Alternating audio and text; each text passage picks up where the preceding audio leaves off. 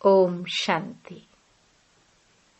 19 नवंबर 2023 अव्यक्त बाप दादा के महावाक्य। ओरिजिनल डेट 3 अप्रैल 1996। सेवाओं के साथ साथ बेहद की वैराग्य वृत्ति द्वारा पुराने व व्यर्थ संस्कारों से मुक्त बनो। आज बेहद का बाप अपने बेहद के सदा सहयोगी साथियों को देख रहे हैं। चारों ओर के सदा सहयोगी बच्चे सदा बाप के दिल पर दिल तख्त नशीन निराकार बाप को अपना अकाल तख्त भी नहीं है, लेकिन तुम बच्चों को कितने तख्त हैं?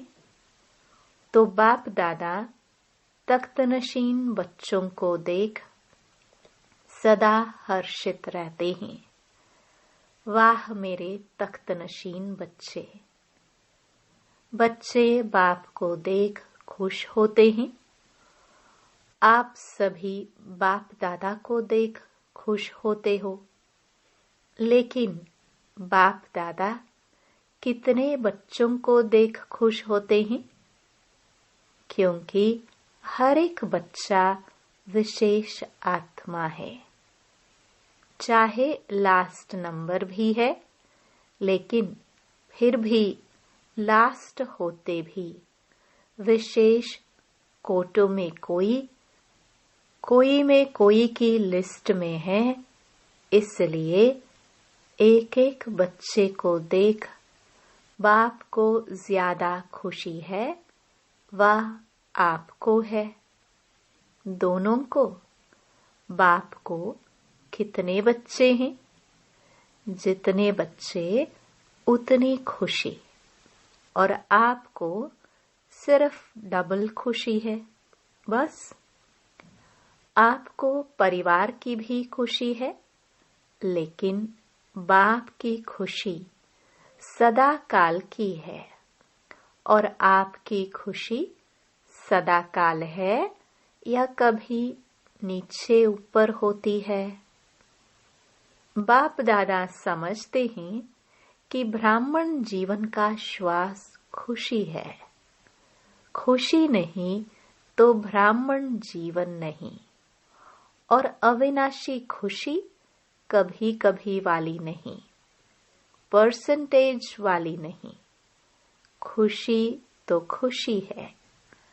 आज 50% खुशी है, कल 100% है, तो जीवन का श्वास नीचे ऊपर है ना। बाप दादा ने पहले भी कहा है कि शरीर चला जाए लेकिन खुशी नहीं जाए। तो यह पाठ सदा पक्का है या थोड़ा थोड़ा कच्चा है? सदा अंडरलाइन है। कभी कभी वाले क्या होंगे? सदा खुशी में रहने वाले पास विद ऑनर, और कभी कभी खुशी में रहने वालों को धर्मराजपुरी पास करनी पड़ेगी। पास विद ऑनर वाले 1 सेकंड में बाप के साथ जाएंगे, रुकेंगे नहीं। तो आप सब कौन हो? साथ चलने वाले या रुकने वाले? साथ चलने वाले। ऐसा चार्ट है, क्योंकि विशेष डायमंड जुबली के वर्ष में बाप दादा की हर एक बच्चे के प्रति क्या शुभ आशा है, वह तो जानते हो ना।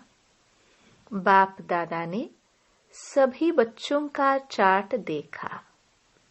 उसमें क्या देखा कि वर्तमान समय के प्रमाण एक बात का विशेष और अटेंशन चाहिए। जैसे सेवा में बहुत उमंग उत्साह से आगे बढ़ रहे हो और डायमंड जुबली में विशेष सेवा का उमंग उत्साह है, इसमें पास हो।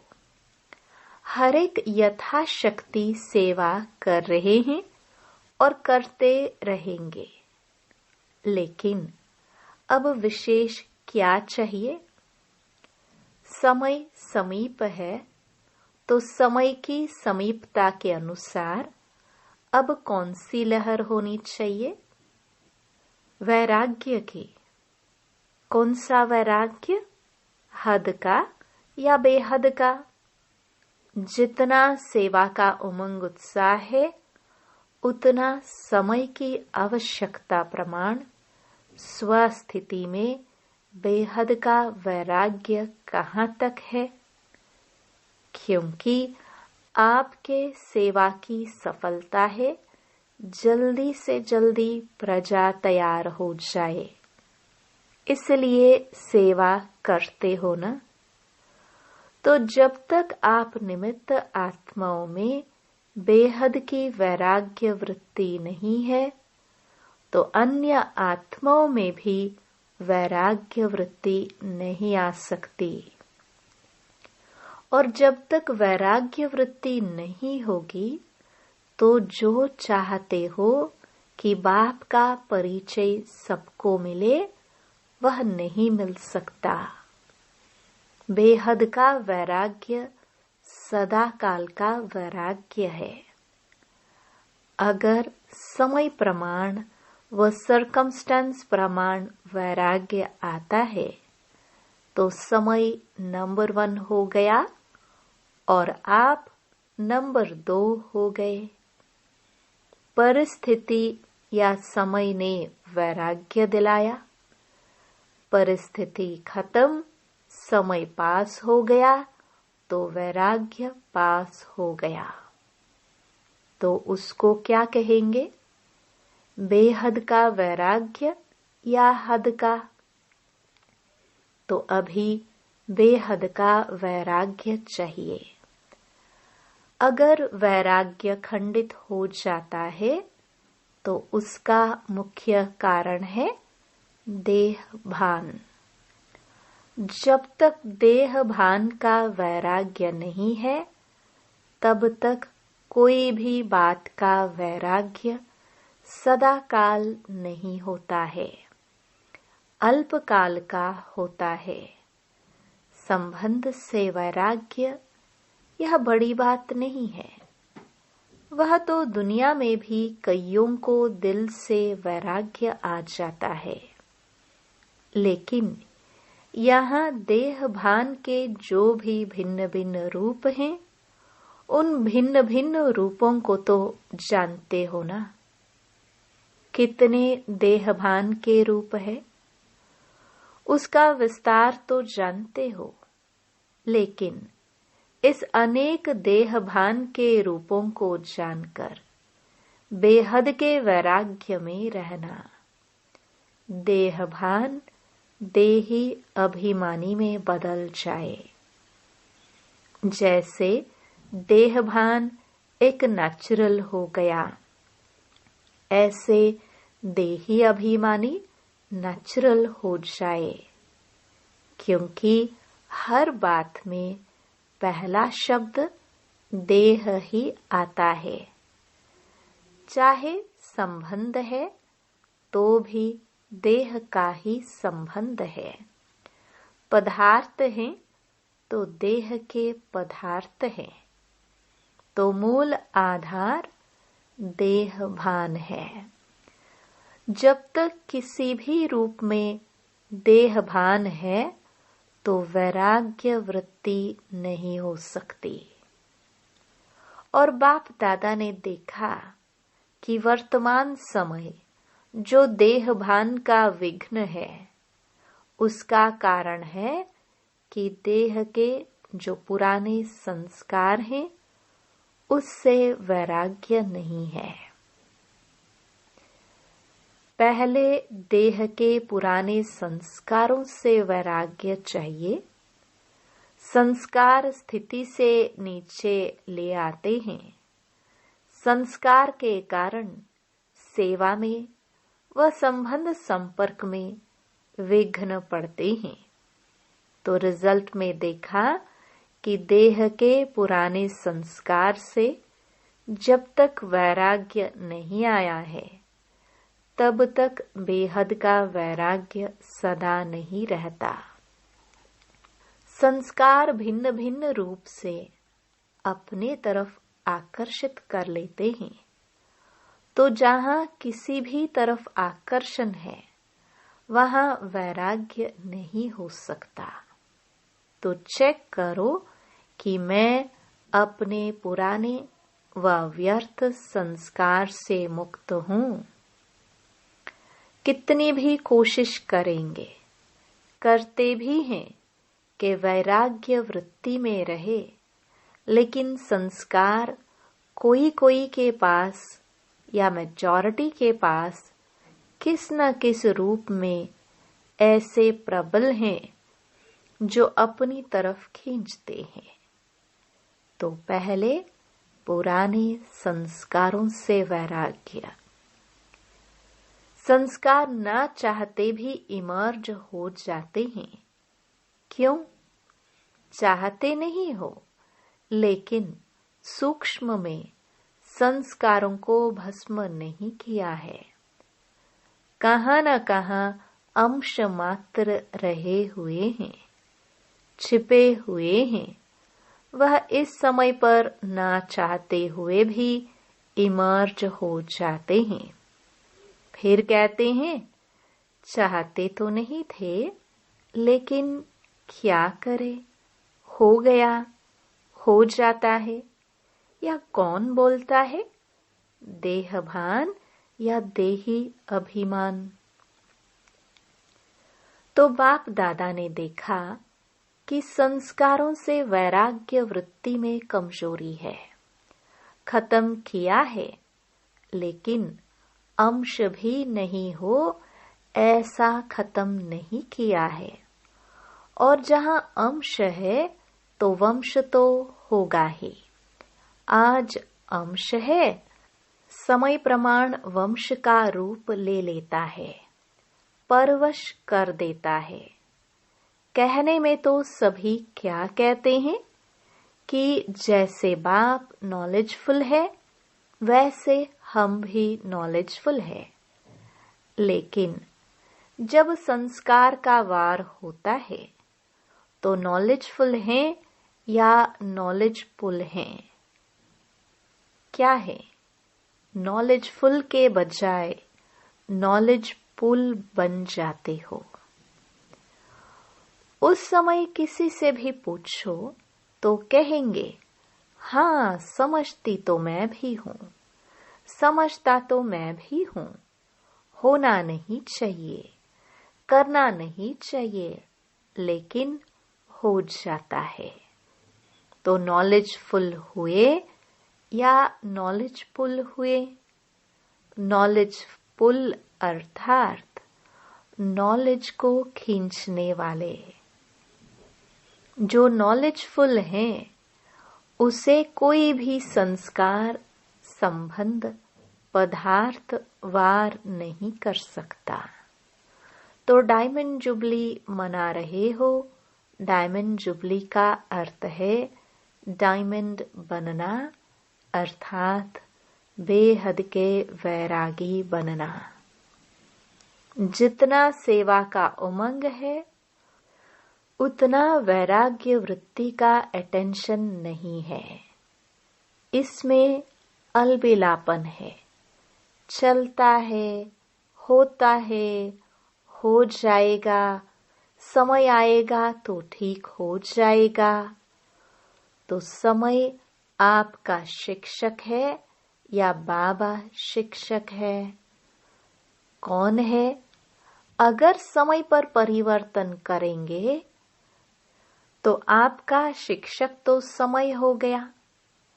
आपकी रचना आपका शिक्षक हो, ये ठीक है। तो जब ऐसी परिस्थिति आती है तो क्या कहते हो? समय पर ठीक कर लूंगी, हो जाएगा। बाप को भी दिलासा देते हैं, फिक्र नहीं करो, हो जाएगा।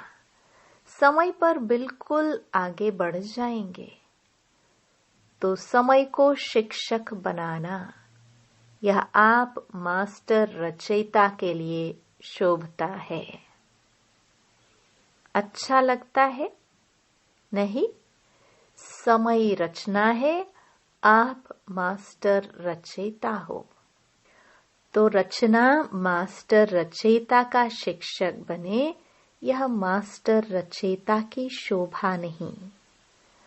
तो अभी जो बाप दादा ने समय दिया है, उसमें वैराग्य वृत्ति को इमर्ज करो, क्योंकि सेवा की खींचातान में वैराग्य वृत्ति खत्म हो जाती है। वैसे सेवा में खुशी भी मिलती है, शक्ति भी मिलती है और प्रत्यक्ष फल भी मिलता है, लेकिन बेहद का वैराग्य खत्म भी सेवा में ही होता है। इसलिए अब अपने अंदर इस वैराग्य वृत्ति को जगाओ। कल्प पहले भी बने तो आप ही थे कि और थे? आप ही है ना। सिर्फ मर्ज है, उसको इमर्ज करो। जैसे सेवा के प्लान को प्रैक्टिकल में इमर्ज करते हो, तब सफलता मिलती है ना। ऐसे अभी बेहद के वैराग्य वृत्ति को इमर्ज करो। चाहे कितने भी साधन प्राप्त हैं, और साधन तो आपको दिन प्रतिदिन ज्यादा ही मिलने हैं, लेकिन बेहद के वैराग्य वृत्ति की साधना मर्ज नहीं हो, इमर्ज हो। साधन और साधना का बैलेंस, क्योंकि आगे चल करके प्रकृति आपकी दासी होगी। सत्कार मिलेगा, स्वमान मिलेगा, लेकिन सब कुछ होते वैराग्य वृत्ति कम नहीं हो। तो बेहद के वैराग्य वृत्ति का वायुमंडल स्वयं में अनुभव करते हो कि सेवा में बिजी हो गए हो। जैसे दुनिया वालों को सेवा का प्रभाव दिखाई देता है ना, ऐसे बेहद के वैराग्य वृत्ति का प्रभाव दिखाई दे। आदि में आप सभी की स्थिति क्या थी? कराची में जब थे, बाहर की कोई सेवा नहीं थी, साधन थे, लेकिन बेहद की वैराग्य वृत्ति का वायुमंडल ने सेवा को बढ़ाया। तो जो भी डायमंड जुबली वाले हैं, उन्हों में आदि संस्कार हैं, अब मर्ज हो गए हैं। अब फिर से इस वृत्ति को इमर्ज करो। आदि रत्नों के बेहद के वैराग्य वृत्ति ने स्थापना की। अभी नई दुनिया की स्थापना के लिए फिर से वही वृत्ति, वही वायुमंडल इमर्ज करो। तो सुना क्या जरूरत है? साधन ही नहीं है और कहो हम तो वैराग्य है, तो कौन मानेगा? साधन हो और वैराग्य हो। पहले के साधन और अभी के साधनों में कितना अंतर है। साधना छिप गई है और साधन प्रत्यक्ष हो गए हैं। अच्छा है, साधन बड़े दिल से यूज करो, क्योंकि साधन आपके लिए ही है, लेकिन साधना को मर्ज नहीं करो।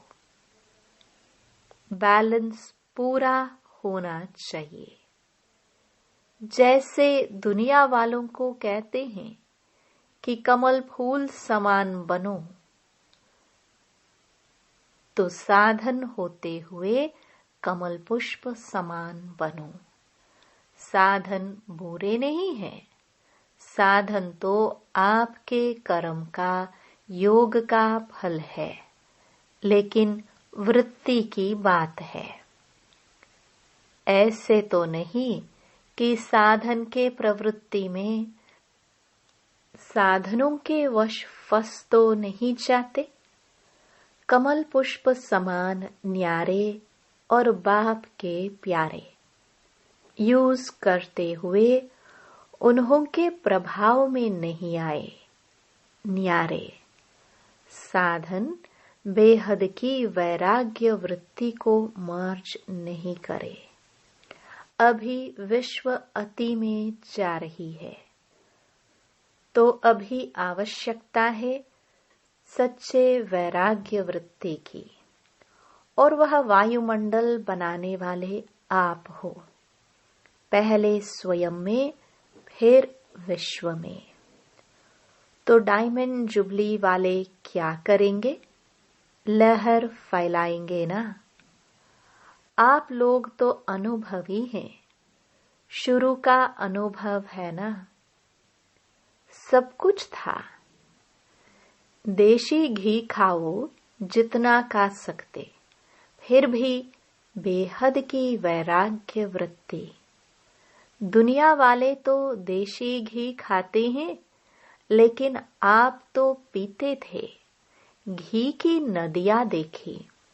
तो डायमंड जुबली वालों को विशेष काम करना है। आपस में इकट्ठे हुए हो तो रूह रिहान करना। जैसे सेवा की मीटिंग करते हो, वैसे इसकी मीटिंग करो। जो बाप दादा कहते हैं, चाहते हैं सेकंड में अशरीरी हो जाए।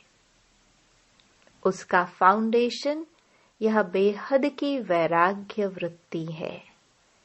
नहीं तो कितनी भी कोशिश करेंगे, लेकिन सेकंड में नहीं हो सकेंगे। युद्ध में ही चले जाएंगे। और जहाँ वैराग्य है, तो वे वैराग्य है योग्य धर्मी। उसमें जो भी डालो, उसका फल फौरन निकलता। तो क्या करना है? सभी को फील हो कि बस हमको भी अभी वैराग्य वृत्ति में जाना है। अच्छा, समझा क्या करना है? सहज है या मुश्किल है?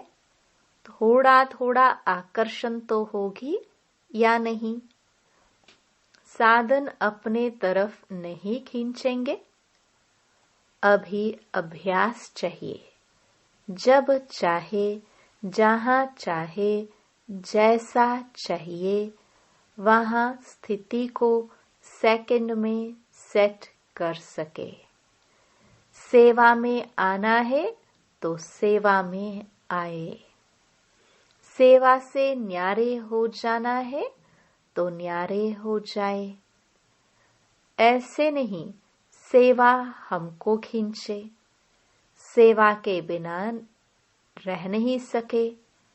जब चाहे, जहाँ चाहे, विल पावर चाहिए। विल पावर है, स्टॉप तो स्टॉप हो जाए। ऐसे नहीं लगाओ स्टॉप और हो जाए question mark. Full stop, stop भी नहीं, फुल स्टॉप। जो चाहे वह प्रैक्टिकल में कर सके। चाहते हैं लेकिन होना मुश्किल है, तो इसको क्या कहेंगे? विल पावर है कि पावर है? संकल्प किया, व्यर्थ समाप्त, तो सेकंड में समाप्त हो जाए। बाप दादा ने सुनाया ना कि कई बच्चे कहते हैं हम योग में बैठते हैं, लेकिन योग के बजाय युद्ध में होते हैं। योगी नहीं होते, योद्धे होते हैं। और युद्ध करने के अगर संस्कार बहुत काल रहे तो क्या बनेंगे? सूर्यवंशी व चंद्रवंशी। सोचा और हुआ। सोचना और होना सेकंड का काम है। सोचना और होना सेकंड का काम है। इसको कहते हैं विल पावर। विल पावर है कि प्लान बहुत अच्छे बनाते, लेकिन प्लान बनते हैं 10 और प्रैक्टिकल में होते हैं 5। ऐसे तो नहीं होता। सोचते बहुत अच्छा है, यह करेंगे, यह होगा, ये होगा, लेकिन प्रैक्टिकल में अंतर पड़ जाता है। तो अभी ऐसी विल पावर हो, संकल्प किया और कर्म में प्रैक्टिकल में हुआ पड़ा है, ऐसे अनुभव हो। नहीं तो देखा जाता है अमृत वेले जब बाप से रूह रिहान करते, बहुत अच्छी अच्छी बातें बोलते हैं, ये करेंगे, ये करेंगे, और जब रात होती तो क्या रिजल्ट होती? बाप को खुश बहुत करते हैं, बातें इतनी मीठी मीठी करते हैं, इतनी अच्छी अच्छी करते हैं, बाप भी खुश हो जाते। वाह मेरे बच्चे। कहते हैं बाबा बस आपने जो कहा ना होना ही है, हुआ पड़ा है। बहुत अच्छी अच्छी बातें करते हैं। कई तो बाप को इतना दिलासा दिलाते हैं कि बाबा हम नहीं होंगे तो कौन होगा? बाबा कल्प कल्प हम ही तो थे, खुश हो जाते। हॉल में पीछे बैठने वालों से, पीछे बैठने वाले अच्छी तरह से सुन रहे हो ना? आगे वालों से पहले पीछे वाले करेंगे। बैठे पीछे हो, लेकिन सबसे समीप दिल पर हो। क्यों? दूसरे को चांस देना यह सेवा की ना, तो सेवाधारी सदा बाप के दिल पर है। कभी भी ऐसे नहीं सोचना कि हम भी अगर दादियां होती ना तो जरा सा, लेकिन सामने तो क्या दिल पर हो। और दिल भी साधारण दिल नहीं, तख्त है। तो दिल तख्त नशीन है ना।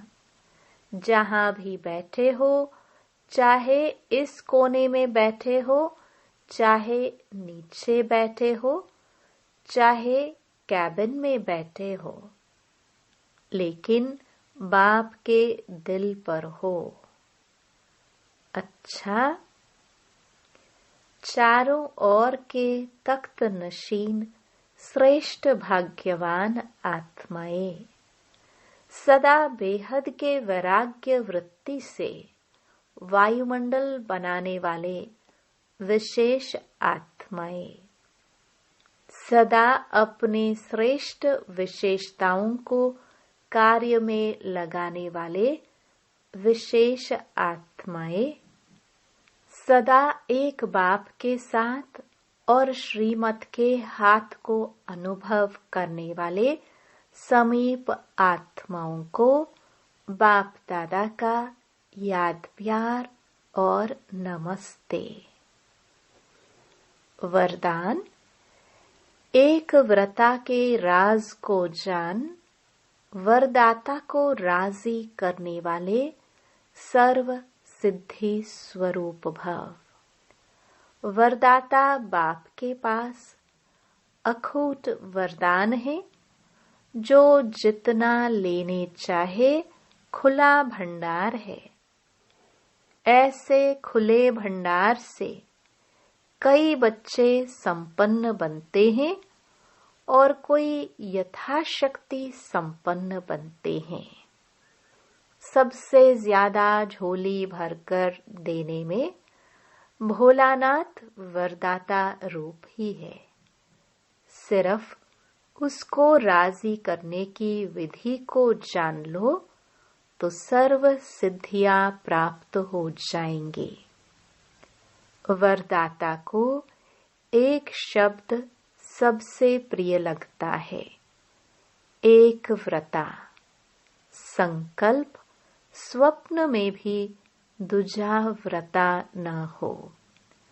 वृत्ति में रहे मेरा तो एक, दूसरा न कोई। जिसने इस राज को जाना उसकी झोली वरदानों से भरपूर रहती है। स्लोगन। मनसा और वाचा दोनों सेवाएं साथ साथ करो तो डबल फल प्राप्त होता रहेगा। ओम शांति।